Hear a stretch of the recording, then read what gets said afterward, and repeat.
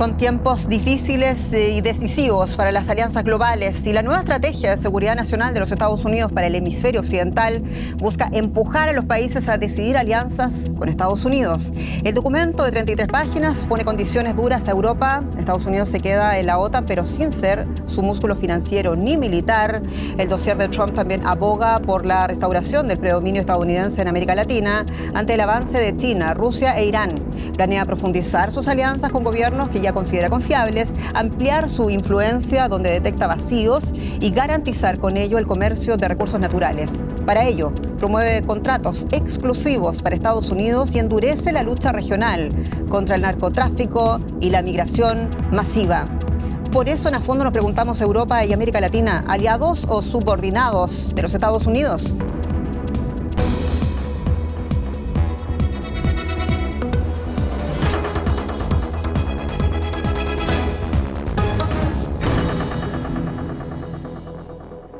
Es un placer saludarles nuevamente en esta edición de A Fondo. Nos acompañan en esta edición Ana Solís, doctora en Ciencia Política, experta en China, docente e investigadora de la Universidad de las Fuerzas Armadas de Alemania Helmut Schmidt en Hamburgo.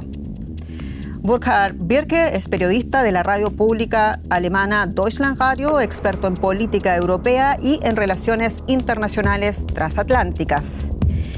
Y David Alandete, corresponsal internacional en Estados Unidos, especializado en política internacional y estadounidense. Ha cubierto elecciones presidenciales y legislativas en los Estados Unidos desde el año 2008.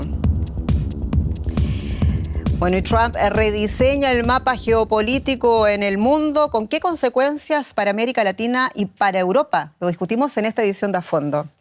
Comienzo inmediato y lo quiero hacer con Ana Solís. Ana, un gusto saludarte de nuevo. Con esta estrategia de seguridad, ¿cuánto cambian las prioridades de los Estados Unidos en el mundo? En el mundo cambian completamente. Vemos que nuevamente la región latinoamericana pasa a ser prioridad para Estados Unidos y va alistando. Después viene Europa, Asia-Pacífico y recién en tercer lugar Europa, un aliado tradicional. Pero el punto importante aquí es que hay un cambio de paradigma dentro de las relaciones internacionales y después podemos conversarlo un poco, que hay similitudes en muchos pasajes de esta estrategia con la estrategia nacional de China. Y por lo tanto vamos a ver que cierta posición que ya tenía China hace años en su relación con los países y regiones, podríamos decir hasta que Estados Unidos lo ha copiado. Burkhard, ¿es una doctrina que es más dura con los aliados que con los rivales? Sí, de todas formas, los europeos han aprendido ya los últimos años y con esta estrategia están aprendiendo más que tienen que tomar su propia fortuna en sus propias manos y no pueden depender más de Estados Unidos en mucho aspecto, ¿no? Esa es una de las lecciones principales. También es muy crucial en el papel que Rusia y China, con su amenaza posible nuclear, inclusive Corea del Norte y todo, no son mencionados mayormente. O sea, aparentemente Trump no ve la amenaza nuclear como una real. Toda la estrategia enfoca más en lo económico y también en Latinoamérica, en el continente americano, y yo llamo esa doctrina es la Donroe doctrina, porque Donald Trump, Donroe doctrina, pero creo que vamos a discutir las diferencias a la original Monroe doctrina. Y por eso queremos ir también hasta Washington, D.C., donde está mi colega, el periodista David Alandete, experto en política de los Estados Unidos. David, si la doctrina Monroe del siglo XIX fue escrita para mantener a raya a las potencias coloniales europeas, el continente americano, la recién acuñada doctrina Donroe, como también dice Burkhard acá en Berlín, del año 2025, es para mantener a raya a China, Rusia e Irán, decíamos, en América Latina y el Caribe. Y con eso te pregunto, ¿deja de ser Estados Unidos el sheriff global para ser un sheriff regional? ¿O cómo lo ves tú? Bueno, hay una tensión clara en este momento en el gobierno de Estados Unidos entre los poderes neoconservadores al estilo tradicional, al estilo de lo que representaría un Ronald Reagan, un George Bush padre o hijo, ¿no? Y luego un populismo aislacionista que representa buena parte de la base de Donald Trump.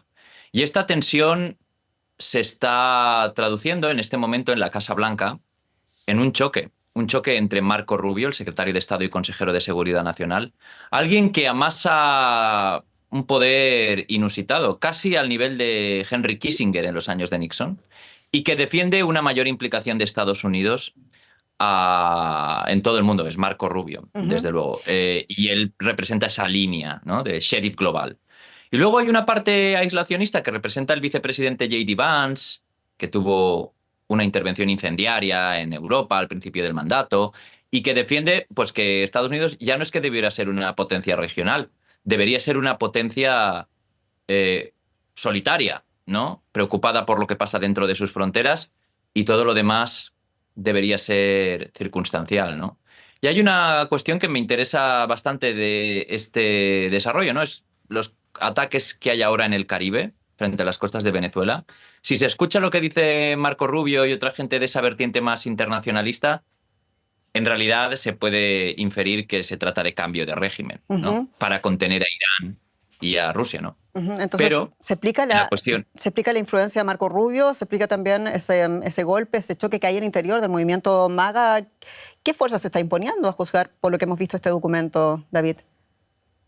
Sí, claro, en el documento se explica claramente que Estados Unidos debe ser una potencia más bien regional. Y eso se explica porque en esa estrategia de seguridad nacional se ve claramente la mano de la otra parte, de J.D. Vance. Que si se le pregunta a J.D. Vance y a su equipo y a otra gente más aislacionista como Stephen Miller, que es un asesor muy directo del presidente, por estos ataques de los que hablaba, se refieren a ellos simplemente como una operación para cortar el flujo de droga dentro de Estados Unidos, es decir, en clave doméstica. Y esta estrategia de seguridad nacional está hecha claramente por esa otra parte. Pero claro, también hay que, yo quisiera también dejar sobre la mesa una cuestión importante, que es que con Trump, cosas que en otras administraciones son muy importantes, como por ejemplo una doctrina de seguridad nacional o cualquier documento de ese tipo, en muchas ocasiones es un papel mojado, porque él, te puedo garantizar, estoy casi seguro de que él no conoce todos los puntos que hay en esa doctrina de seguridad nacional. Es bastante fuerte decir eso, porque es el presidente de Estados Unidos. Pero si no conoce todos los puntos, ¿quién toma las decisiones? ¿Entonces las toma el presidente o sus asesores? Está claro que ese es un documento al que Trump casi no se ha referido en público, que está hecho por su equipo y se ve claramente la mano de J.D. Vance y del equipo que es, digamos, más antagonista de Europa, que ve a Latinoamérica de una forma más supeditada y que considera que esto es muy importante, que Rusia no es un adversario. Muy interesante aporte de David Alandete. Nos está diciendo que básicamente hay una vertiente que se está imponiendo y que probablemente Donald Trump no conoce los puntos. Yo quería preguntarle algo también y tirar aquí en la mesa lo que habías dicho tú, Ana, también, por favor, a ver qué nos dice Burkhard. Ana dice, si uno ve el documento de 33 páginas de esta nueva estrategia de seguridad nacional de Estados Unidos y la compara con la de China, prácticamente la misma. China hizo su estrategia de seguridad nacional en el año 2014, la actualizó recién y la salió al público ahora el 12 de mayo de este año. Hubo una actualización en 2021 de la estrategia de seguridad nacional de Rusia y cuando uno ve los propósitos son prácticamente los mismos. Y yo tengo una pregunta aquí en esto. ¿No es una respuesta de Trump acaso a dos potencias que ya comenzaron a repartirse el mapa de los recursos naturales, el mapa de las alianzas militares hace harto rato? Sí, no quiero decir que es la misma estrategia que tiene China con la de Estados Unidos, sino que hay puntos en que hay muchos parecidos. Por ejemplo, de basarse en esta idea de la política económica que tiene que dar primero bienestar nacional y después se puede proyectar globalmente. El otro punto es ese personalismo. Como tenemos Xi Jinping en China, vemos en el documento, se nombra 27 veces a Donald Trump, ¿no? Es más, ellos quieren presentar un corolario de Trump. Pero es una respuesta de Trump también a estas dos estrategias que ya fueron presentadas por las dos principales potencias rivales de Estados Unidos. Sí, que ahí no tenemos una vertiente que se está apoyando, sino que se están complementando. Por una parte tenemos esta política regional en donde dice, bueno, porque ellos es el patio trasero ahora, América Latina nuevamente para ellos, pero al mismo tiempo, si lees, también está muy presente esto de potencias no extrarregionales. O sea, está dirigido contra China, no deja de ser internacionalista, que esa es la línea de Rubio también. Yo creo que sí estamos viendo un cambio geoestratégico y yo creo que Trump le envidia a Xi Jinping y a Putin el autocratismo, o sea, de poder decidir completamente por sí solo prácticamente. Y claro, estamos viendo un cambio profundo, pero hay un punto que no hay que descuidar en todo ese debate. Es la dependencia tan tremenda de Estados Unidos de vender su deuda extrafalaria al mundo entero.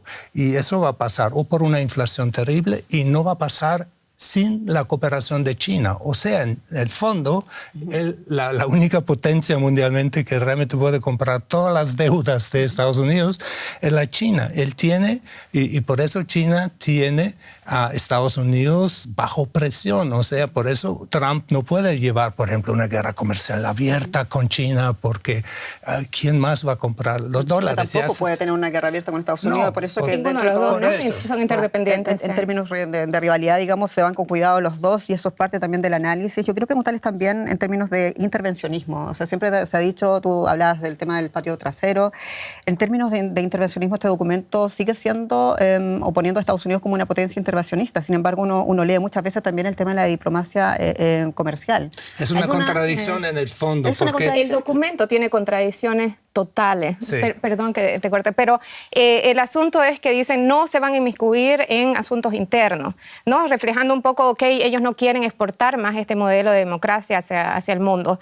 Pero por otra parte, sí, la política que tienen para la región latinoamericana es claramente intervencionista y ellos quieren darle ahora el nombre de corolario Trump, pero en realidad eso es la doctrina Monroe con el corolario Roosevelt de inicio del siglo XX, que es completamente intervencionista. El apoyo a los gobiernos nacionalistas en Europa, muy abierto y todo, para que todos se vuelvan como ellos, todo eso es una contradicción. Es una contradicción de ser intervencionista con el buque que ahora capturaron en Venezuela, con inmiscuirse, y de otra forma el movimiento MAGA, Make America Great Again, que está fiel a Trump porque él no ha iniciado nuevas guerras, que Estados Unidos no quiere ser el policía mundial, pero sin embargo que está haciendo frente a las costas de Venezuela. Claro, lo que dice el documento también es que realmente han perdido mucho tiempo en zonas estratégicas y que en todo este tiempo, décadas, estamos hablando, China ha crecido en influencia de todo tipo en América Latina, que realmente hay datos suficientes disponibles que avalan también la postura de Donald Trump en ese aspecto. David Alandete, ¿cómo ves tú la situación de China y ese principal argumento que cita la administración Trump para diseñar esta nueva estrategia de seguridad nacional?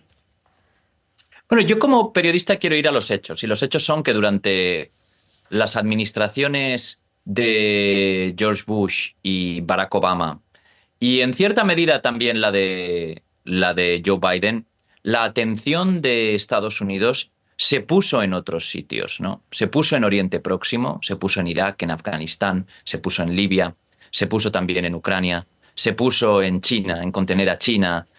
Pero claro, ¿qué pasó? Siempre lo hemos dicho aquí en Washington, en el entorno de la Casa Blanca, la política latinoamericana ha sido siempre segundona. Ha sido la gran olvidada la política latinoamericana. Desde aquellos años en los 80 en los que en Estados Unidos se podía hablar abiertamente de cambiar a un presidente. Después aquello cayó en el olvido y la atención se centró en otros sitios, sobre todo por los ataques del 11S, ¿no? Pero por otros motivos también, y por el auge de China. ¿Qué pasó? Cuando Estados Unidos estaba mirando hacia otro sitio, Rusia y China entraron a manipular la vida política, militar y de inteligencia y comercial del continente. Es que en este momento, según informes de inteligencia de la CIA aquí en Estados Unidos, publicados por medios tan prestigiosos como el Washington Post o el Wall Street Journal, Rusia llegó a enviar altos mandos militares a Venezuela y a Cuba.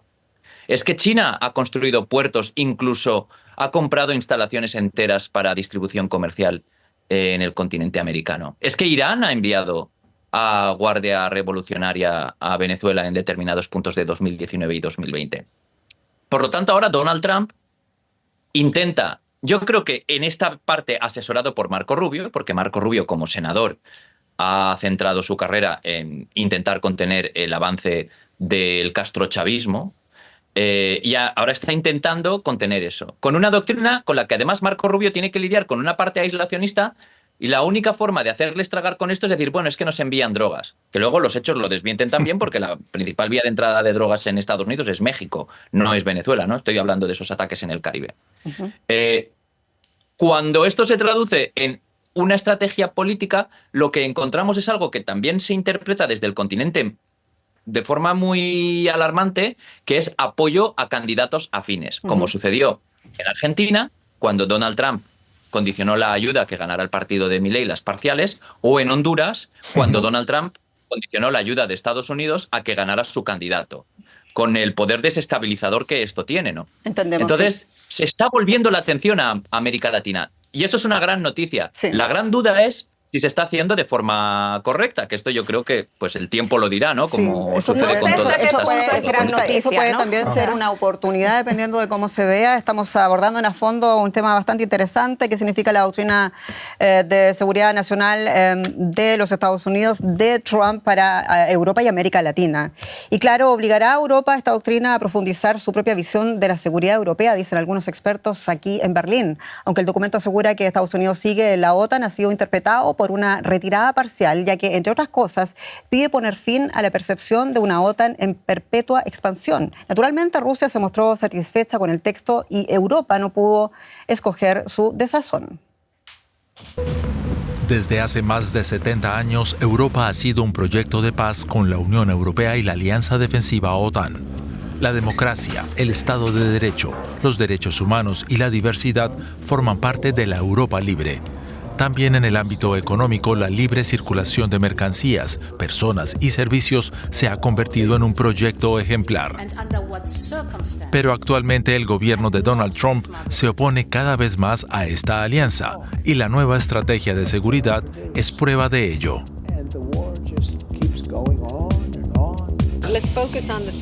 Centrémonos en las cosas que podemos hacer juntos. Lo que podemos aprender de esta estrategia de seguridad es que seguimos siendo aliados de Estados Unidos. No siempre estamos de acuerdo en todo, pero eso es un asunto interno. Podemos manejarlo nosotros mismos. Trump no duda en acusar a Europa. La distancia crece. Solo hablan y hablan. No están haciendo un buen trabajo. Europa no hace un buen trabajo en muchos aspectos. Muchos países europeos están en decadencia. Decadencia. ¿Se mantendrá Europa fuerte e independiente?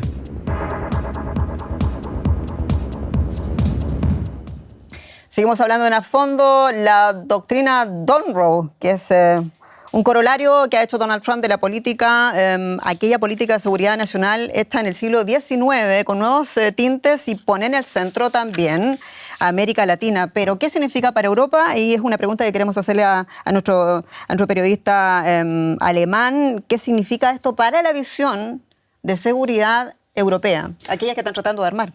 Primero, un punto crucial es el no a una expansión más allá de la OTAN. O sea, eso significa que, según Estados Unidos, Ucrania no tendrá nunca el derecho, según esa doctrina, de entrar a la OTAN.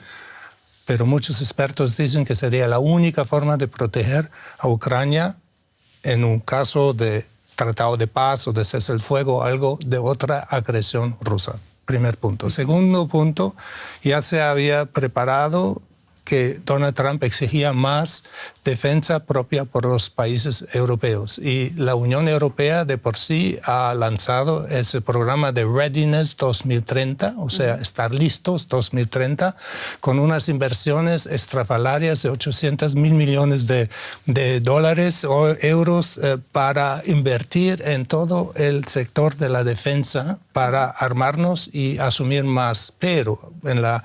¿Cuánto dura eso? La gran pregunta, o estamos vivenciando ya los primeros problemas, el personal. Aquí en Alemania acabamos de pasar una ley para motivar a los jóvenes de unirse a las Fuerzas Armadas, que no es fácil porque queremos aumentar el número sustancialmente. Todos los países están en lo mismo. Y en todo lo que es transporte aéreo y, por ejemplo, portaaviones, dependeremos por mucho tiempo más de Estados Unidos. O sea que va a ser un divorcio lento, pero tiene que haber un divorcio y es alto tiempo de que Europa está asumiendo su propio gasto y su propia defensa. ¿Terminó de entender Europa que es el momento probablemente de ese inicio del divorcio?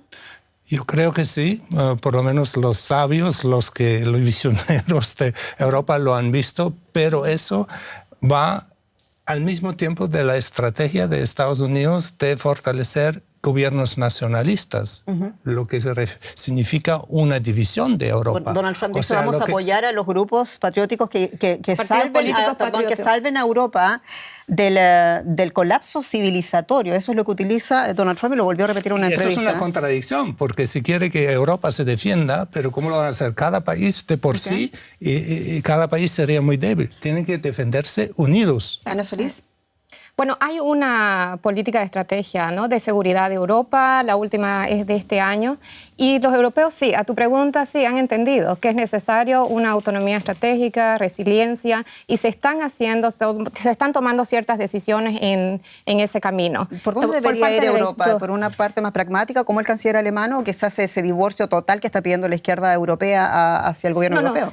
Creo que tiene que ir por el camino pragmático. Como vos mencionabas, hay aspectos cierto del sector, en el sector de defensa que depende Europa de Estados Unidos muy fuertemente. Por ejemplo, con los servicios de inteligencia, de satélite, de tanqueros en aire, de defensa más profundo. O sea, hay aspectos que no lo puede hacer rápidamente y no de manera de divorcio. Pero la perspectiva en la industria europea, tanto también de la élite en Alemania política, pues es claro que se va a ir yendo hacia la dirección pragmática de autonomía estratégica de la región. Vamos a Washington, D.C. a ver qué opina David Alandés, y te lo pregunto también porque una de las voces más decisivas ese día, o más elocuentes, por así decirlo, respecto a esa voz que digo yo de la izquierda europea, era el ex jefe de la diplomacia europea, Josep Borrell, del PSOE en España, diciendo que era hora de que Europa mostrara fuerza, y esa fuerza puede significar un divorcio en materia de política, de alta política. ¿Cómo lo ves tú, la posición de un gobierno como España, por ejemplo, en el contexto europeo, cuando se habla del pragmatismo alemán, por ejemplo? Desde luego, España, entre los países europeos, es el más señalado por la administración Trump, porque es un hecho, es el único país que no ha querido entrar al compromiso del 5% del Producto Interior Bruto destinado a defensa de aquí a 2035. Esto ha convertido al gobierno socialista español en, bueno, pues realmente persona non grata en Washington, y esto Trump lo ha dejado claro. Incluso llegó a sugerir ante el presidente finlandés Alexander Stubb en una visita en el despacho Oval que la OTAN debería expulsar a España de su membresía, cosa que no es correcta. Yo le pude preguntar a Donald Trump sobre este asunto y dijo que ante esa imposibilidad sería mejor aplicar sanciones, o que fuera la Unión Europea la que le sancionara. Pero demos un paso atrás. Dentro de todas las provocaciones, dentro de el carácter que tiene Trump, ¿no?, dentro de sus constantes críticas, a veces insultos, si lo que consigue es una Europa más unida y más fuerte, aunque sea en reacción a Estados Unidos, en mi humilde punto de vista, eso es positivo. Es decir, si lo que consigue es, de aquí a 2035, que Europa presione a España para que gaste como los demás, que todos se defiendan, se rearmen ante la agresión constante de Rusia, aunque sea con los métodos incendiarios que él utiliza, yo creo que eso sería muy positivo para Europa. Es una oportunidad para independizarse de los Estados Unidos. Siempre esa crítica de que después de la posguerra Europa no fue nunca sola, sino fue con Estados Unidos. Es la oportunidad que debería aprovechar Europa. Fue con entonces. Estados Unidos. Pero también es cierto que el gasto en defensa de Estados Unidos es enorme, aunque no llegue al 5%.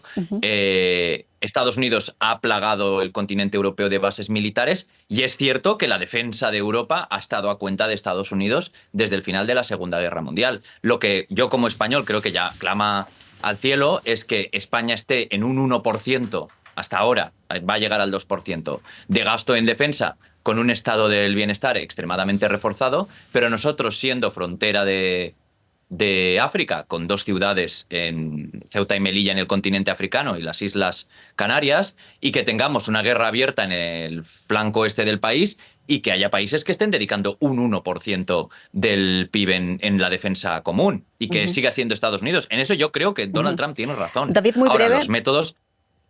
Muy breve. ¿Es posible Sí. que el presidente de los Estados Unidos, Donald Trump, rebaje el apoyo económico actual a la OTAN? No creo, porque, a ver, yo creo que también Trump está confundido. Porque, como en su primer mandato decía, no, pagamos mucho a la OTAN. No, la OTAN tiene un gasto muy, muy limitado de gestión.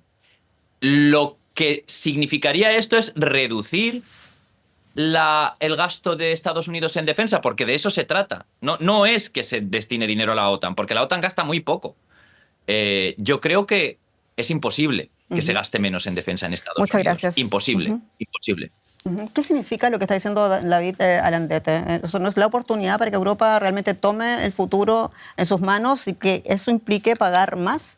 ¿Acaso no está Estados Unidos en su derecho de decir no tengo por qué pagar más la seguridad de Europa? Sí, están en su derecho y Europa está asumiendo la tarea, está bien, pero los gastos de Estados Unidos, que no va a reducir los gastos, los va a dedicar, por ejemplo, a las acciones, por ejemplo, ahora en el Caribe.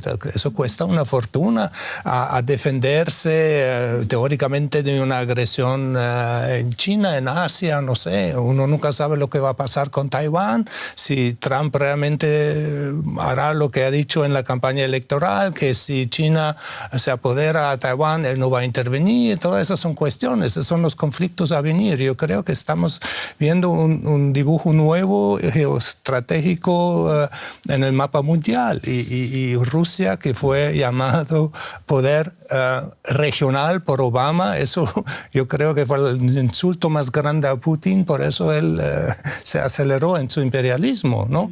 Una potencia regional, una potencia, la segunda o tercera en armamento nuclear no puede ser una potencia regional. Yo creo que el gran déficit de esta estrategia es que no se concentra en las amenazas nucleares. Claro, Estados Unidos han bombardeado Irán para quitarle la capacidad de eventualmente construir armas nucleares, pero se habla de que Corea del Norte tiene ya varias armas nucleares, ¿no? Pero el documento no dice nada, o sea, dice muy poquito, pero tampoco dice lo contrario. O sea, la verdad es que sí no hace mención, pero eso no significa que Estados Unidos no intervendría en caso, digamos... Pero hay movimientos en ese sentido, ¿no? Porque ahora Estados Unidos lo que propone también que el comando general de la OTAN lo tome Alemania. Y eso es realmente algo histórico, siempre estuvo en manos de Estados Unidos. Exacto. Claro, por una parte lo podés ver como, ok, va a tomar el mando un general alemán, pero al mismo tiempo es un debilitamiento de la OTAN, porque recordemos, precisamente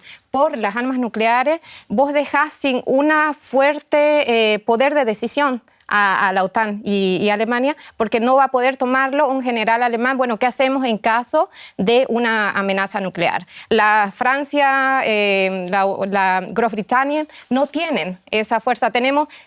En Europa hay 600 armas nucleares frente a las 5.000 que tiene Rusia. Suficiente para contestar un ataque, pero eso es el otro tema, que Francia y Gran Bretaña tienen armas nucleares, deberían facilitar la protección nuclear a toda Europa. O sea, Europa tiene todo, pero parece que el problema está en las voluntades políticas. Ponerse de acuerdo a 27 socios, sabemos que en todas cosas pero es una Francia ha ofrecido a Alemania a poner a Alemania bajo la protección nuclear de Francia, pero eso hay que negociarlo, ¿no? ¿Y quién puede? Vamos rápidamente a la encuesta porque hemos hecho una pregunta, como es tradicional también en nuestro programa. Preguntamos a los internautas respecto a la pregunta del programa y la pregunta es si son aliados o subordinados de los Estados Unidos, refiriéndose concretamente al caso de Europa y de América Latina, y un 21% afirma que son aliados pero con intereses propios.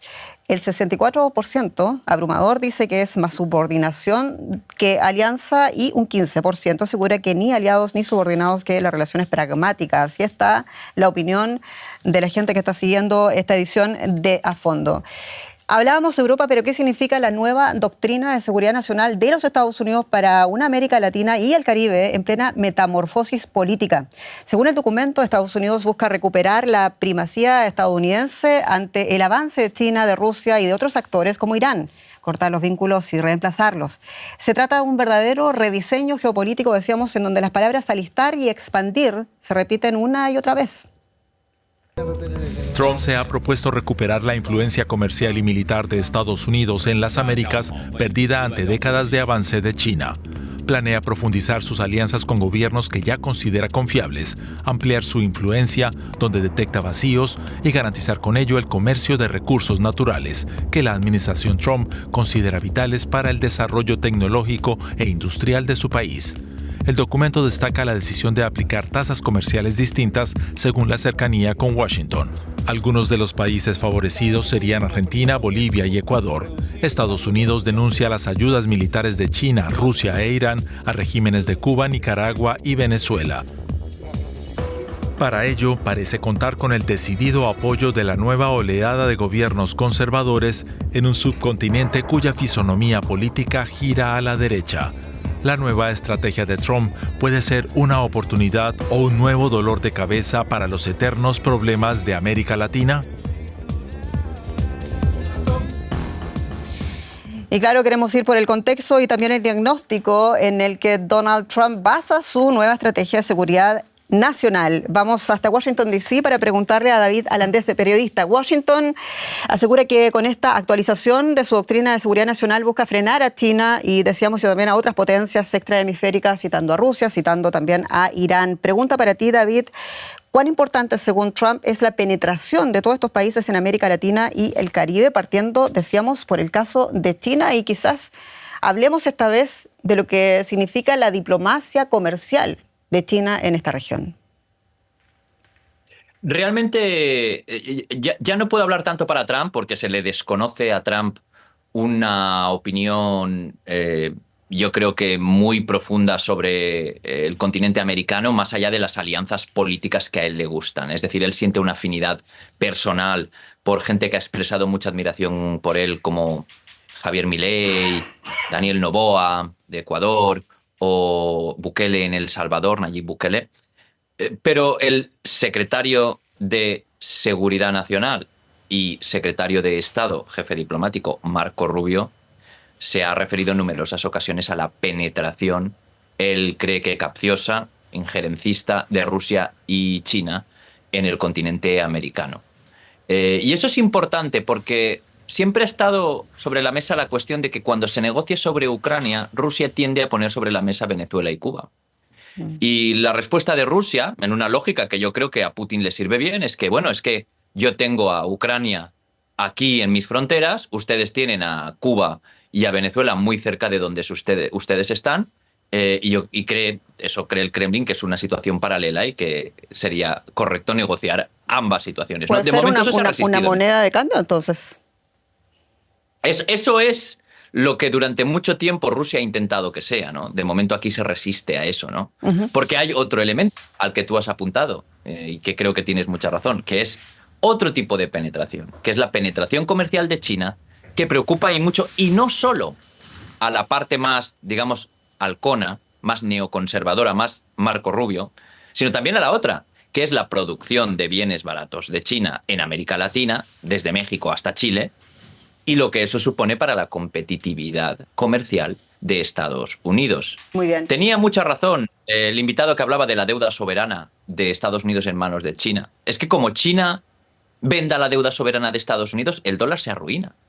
Por lo tanto, hay una guerra ahí soterrada por lo económico, que es la que más preocupa a Washington. Mucho más que las maniobras militares de Irán, Rusia o cualquier otro adversario que esté penetrando en Venezuela. David Alandese, dándole un tremendo punto a Borja Alberque al principio del programa. Yo quiero preguntarle a nuestra experta en China, ¿cuán grande y cuán profunda es la penetración de China en América Latina? Es de décadas. Es un aspecto que Estados Unidos no vio a su tiempo y tenemos que irnos desde la década de los 80, por ejemplo, la cooperación en el sector de satélites que tiene China con Brasil. O sea, estamos hablando de sectores estratégicos en donde China fue penetrando en diferentes países de la región. Hay alianzas estratégicas que tiene firmado China con estos países que llevan décadas también. Eso significa que han instalado canales diplomáticos ad hoc, donde a nivel ministerial han estado coordinando cada año, por año. Ese es el caso de Brasil, es el caso de Argentina, es el caso de Venezuela, y donde por una parte Estados Unidos se quería ver solamente este desarrollo en el aspecto comercial de la relación de la región con China, pero ha estado mucho más inmiscuido en políticas en la región latinoamericana. Y te puedo decir sectores estratégicos, políticos, todo. Bueno, el caso, por ejemplo, del establecimiento de las relaciones relaciones estratégicas, de la relación diplomática con Panamá. Esto no se avisó. Generalmente hay ciertos mecanismos que se hacen para establecer esto y eso se desarrolló en completo secreto entre Panamá y China, que se avisó unas cuantas horas a la Embajada de Estados Unidos. Sí, pero principalmente también se viene gestando desde la época de Juan Carlos Varela. Es un tema de mucho debate también dentro de Panamá. Hablemos también de desarrollo tecnológico, de las 5G. O sea, David Alandete dice desde México hasta Chile, ¿cuáles son los principales aliados en materia comercial donde está más penetrado China en América Latina? Prácticamente todo Sudamérica. Es menor en Centroamérica porque es otro tipo de comercio. Y después lo que es importante que decís en temas tecnológicos y estratégicos es la base espacial que tiene China en Neuquén. Eso realmente es de importancia. Y hemos visto que hasta ahora Macri no lo logró y Milei hasta ahora no ha movido nada respecto a eso. Y eso es muy importante. Y ahora te pregunto como estratega, cuando tú ves esta tremenda penetración que tiene China de décadas, ¿no? Cuando vemos también, no hemos hablado de todos los contratos mineros que ha tenido en Bolivia, en Perú, sí. Hablemos de lo que pasa con Venezuela, hablemos del acercamiento que ha tenido también con el gobierno chileno. Cuando vemos eso, ¿qué te parece el argumento de Donald Trump para presentar esta estrategia de seguridad que tú decías se parece mucho en la que tiene China o la que tiene Rusia, por ejemplo? Sí. O sea, ¿es un peligro para Estados Unidos, desde el punto de vista de lo que se puede entender por peligro para Estados Unidos? ¿Se puede comprender lo que estamos viendo ahora? Sí podés comprenderlo desde una perspectiva estratégica de Estados Unidos, lo que significa esta presencia china en la región, ¿no? Y lo que hablábamos en estos sectores estratégicos. Ahora, el problema que tiene esta estrategia de seguridad de Estados Unidos para la región es el lenguaje, es que vuelven a cometer los mismos errores del pasado una y otra vez en la región. No podés ir con garrote y zanahoria. Pero habla de aliados. Eso habla de aliados. No va a resultar. Porque es una purga ideológica. Acaba de amenazar, por ejemplo, a Gustavo Petro en Colombia, ¿no? Que Colombia, país productor de drogas, va a ser el próximo, ¿no? ¿El próximo en qué? Él está amenazando. Nicolás Maduro, supuesto barón de la droga como Pablo Escobar, ¿no? ¿Y qué? ¿Qué hace con el barón de la droga de Honduras que estuvo encarcelado por 40 años en Estados Unidos? Lo suelta. Te refieres a Orlando Hernández, pero ¿no tienen Colombia, no tienen Colombia y Venezuela un problema con la droga?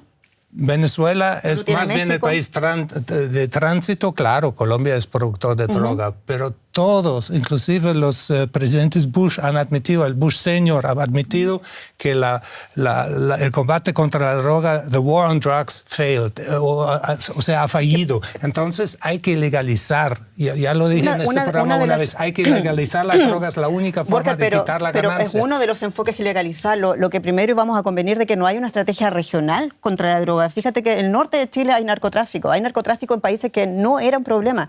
El norte de Chile, puertos chilenos están exportando drogas a Europa, pero es que Europa está enviando también droga al Cono Sur. O sea, estamos en una sinergia donde no solamente el crimen organizado en todas sus múltiples formas, sino que el narcotráfico se ha ido expandiendo. Sí, pero la intervención militar no es la respuesta, que es lo que está proponiendo Estados Unidos, que es mucha mayor intervención militar. Ya se ha tenido la DEA por años también en la región y eso no ha sido una solución. No sé si legalización o no, pero definitivamente no puedes luchar eso. Tengo otra pregunta. Billones de dólares, glifosato, nada ha frenado la producción. Es la demanda, es la ley de la economía, oferta y demanda. Si no hay demanda, no hay oferta. Hay una cosa, esta constelación de ola de gobiernos conservadores es nueva. Nunca habíamos tenido esta constelación. O sea, pretender que va a seguir Estados Unidos de una manera muy simétrica, ¿no? En la lucha contra las drogas no va a probablemente redundar en una solución, pero cuando están los gobiernos que quieren colaborar,